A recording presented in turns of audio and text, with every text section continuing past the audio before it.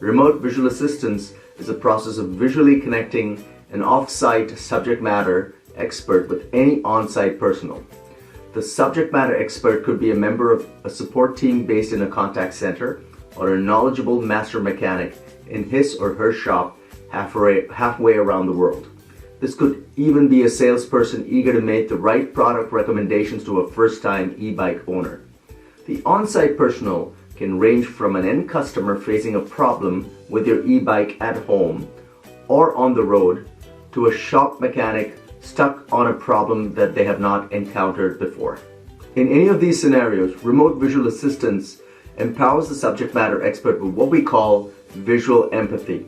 This is the I see what you mean moment that can be difficult to arrive at when only communicating over a voice-only call. Also flip the script and empower your on-the-floor salespeople with remote video. In this scenario, a sales rep can give a virtual walk-around of an e-bike, spotlight standout features, and document which e-bikes stood out to the customer, all without requiring the customer to journey to a brick-and-mortar location.